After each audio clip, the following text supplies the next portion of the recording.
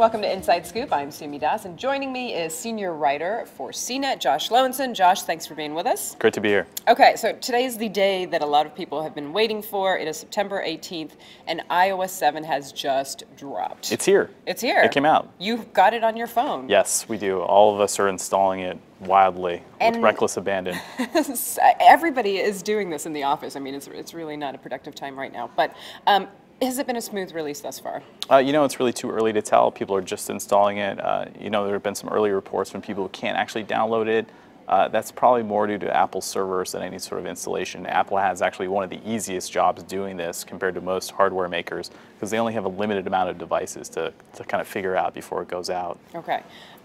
With iOS 7, you can immediately recognize the differences from iOS 6, any previous versions. There's more white space, it's cleaner, fonts are different, there's none of that skeuomorphic design quality that we saw before. So how would you describe it? Well, the big main new feature is how it looks. They've added some new things, of course, but it's really a change in that old style. And like you said, the skeuomorphism where things would maybe look like wood, or you pull out the compass and it would actually look like a real compass. Like those things are gone, for better or for worse. In some cases, it is a lot better, and in some cases, it just doesn't work as well as you think it does. I'm wondering how my mom's going to cope.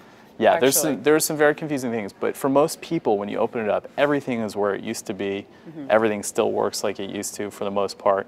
And I think in a lot of ways they've improved other things that used to be kind of pain points, things like switching quick settings like Wi-Fi and screen brightness. Those things are all much easier to get to, which is a good sign. So let's talk about the major changes here. What are the most significant differences from the previous iOS? Well, the biggest one is a new feature called Control Center, and this is basically just a quick toggle, the same thing that Android's really had for a long time, that lets you just quickly change a setting, something like turning your Wi-Fi on and off, or adjusting screen brightness. Those are things so you don't have to go sort of 5 screens deep to find you used to really have to dig for it, so now it's much more present. That's one big one. The second big new feature is the Siri upgrade. They've really improved voices. She's much more efficient now. She's much more capable. I saw somebody using it and say, brighten my screen, and she actually did what she was supposed to. Yeah, it definitely has more control over the hardware. You can adjust things like screen brightness or turning Bluetooth off, things like that. But it's also more of an app. So if you look at something like a movie now, you can see the trailer, you can look at reviews, you can book showtimes, all without leaving the app. It's pretty impressive. Same thing goes for like web search results, which used to like kind of kick you out to Safari. So now it's a little bit less disjointed. Also, there's male and female voices if you're into that. If you're into that.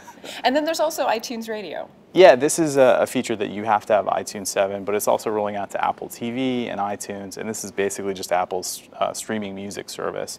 And if you're familiar with something like Pandora, the idea is pretty similar. You just kind of have stations around artists, and you can listen to free with ads, or if you're a subscriber of iTunes Match, there's no ads. Okay.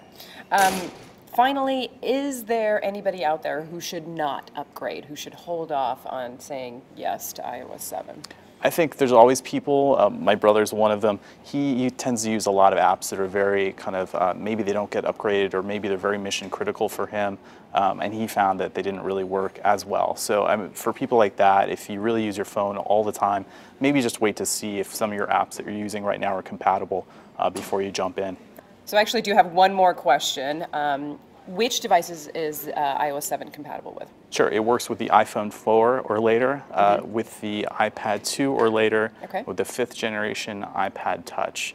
And there are some differences in things you can run, like you'll need a newer Apple device if you want to use this new AirDrop file sharing technology, because that's really just a hardware feature. Same thing with the Siri. Obviously, it's not going to work on the iPad 2 or the iPhone 4. Okay. All right, so that's iOS 7 for us. We're all going to go play with it now. Josh, thanks so much. My pleasure. For Inside Scoop, I'm Sumi Das. Thanks for watching.